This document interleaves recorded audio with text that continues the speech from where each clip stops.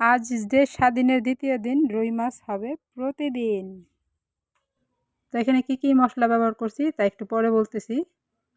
ফুল ভিডিওটা দেখার অনুরোধ রইল। ভিডিওটা দেখে ভালো লাগলে লাইক দিবেন, শেয়ার করবেন, সাবস্ক্রাইব করে আমার পাশে থাকবেন। তো প্রথমেই আমরা মাছটাকে ম্যারিনেট করে নেব। তার জন্য এখানে হলুদের গুঁড়ো, মরিচের গুঁড়ো, সরিষার তেল, লবণ দিয়ে মাখিয়ে নিতেছি। এটাকে মাখিয়ে আমরা আধা ঘন্টার জন্য রেখে দেব। আমাদের মাখানো হয়ে গেছে। এখন আমরা সব কিছু বেটে নেব। খুবই একদম অন্যরকম স্বাদের একটি মাছের রেসিপি নিয়ে আসছি। তো এখানে আমার সব কিছু বাটা হয়ে গেছে। এখন আমরা চলে আসছি রান্নাঘরে। কড়াইতে তেল দিয়ে দিলাম। এই কড়ার মধ্যে আমি সবচেয়ে বেশি মাছ রান্না করি, কারণ এই কড়াইতে আমার তেল তেলা অনেক। মাছ একবারে বেশিও ভাজা যায়, আবার উল্টাইতেও সুবিধা হয়। ও প্রথমে মাছের মধ্যে আমরা একটু লবণ দিয়ে দিছি। মাছের মধ্যে একটু লবণ দিলে কি হয়, মাছ লেগে যায় না। এমনি আমাদের মাছটা অনেক কড়কড়া করে ভেজে নিতে হবে, আর হবেও সুন্দর একটা কালার, কারণ আমরা মাছের মধ্যে আগে থাকতেই সরিষার তেল ব্যবহার করছি। তো আজকে দেশ স্বাধীনের দ্বিতীয় দিন। কে কেমন আছেন, কার অনুভূতি কেমন? আমরা সাধারণ মানুষ, সাধারণ জনগণ, আমরা ইনকাম করলেই খেতে পারি, ইনকাম ছাড়া আমরা খেতে পারি না। তো আমাদের এত হওয়ার কোনো কারণই নেই। মাছটা ভাজা হয়ে গেছে।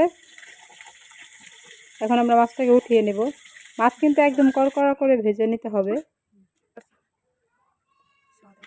তো আমরা একই কড়াইতে একই তেলের মধ্যে মশলা কষাবো। তো প্রথমে আমি দুটা দারচিনি দিয়ে দিছি তেলের মধ্যে, তারপরে সব বাটা মশলা আস্তে আস্তে সব দিয়ে দিলাম। তারপর দিয়ে দিলাম স্বাদ মতো লবণ, 1 চা চামচ মরিচের গুঁড়া, 1 চা চামচ হলুদের গুঁড়া দিয়ে এখন ভালো করে নাড়াচাড়া করে নেব। যারা ঝাল খেতে পছন্দ করেন তারা মরিচের গুঁড়াটাও বেশি দিতে পারেন, বা মশলা যখন বাটবেন তখন শুকনা মরিচটাও বেটে দিতে পারেন, আর কাঁচা মরিচও দিতে পারেন। কাঁচা মরিচ দিলেও রান্নার ফ্লেভারটা অনেক সুন্দর আসে। তো আমরা প্রথমে মশলাটাকে 5 থেকে 6 মিনিটের মতো কষিয়ে নিয়েছি, তারপর একটু সামান্য পানি দিছি। এটাকে আবার 10 মিনিটের মধ্যে কষিয়ে নেব। যখন এরকম এই পর্যায়ে তেল ছেড়ে দিবে, এইভাবে নাড়াচাড়া করতে হবে।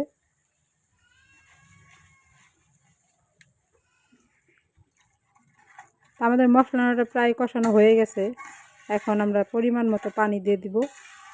কালারটা কিন্তু মাশাআল্লাহ অনেক সুন্দর হয়েছে, খেতেও অনেক মজা হয়েছে।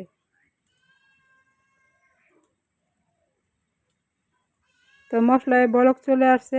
এখন আমরা দিয়ে দিলাম মাছ। একটা একটা করে সব মাছ দিয়ে দিলাম। একদম মশলা ভাজা ভাজা করব না, একটু মাখা মাখা রাখবো। একদম ভাজা ভাজা করলে আবার একটু তিতা লাগবে, কারণ এখানে সরিষা বাটা আছে। তো আমাদের মাছটা প্রায় হয়ে আসছে, আর একটু পর নামিয়ে নেব। এই তো এই অবস্থায় নামাবো যখন এই পরিমাণ ঝোল থাকবে, একদম মাখা মাখা মাছের গায়ে গায়ে।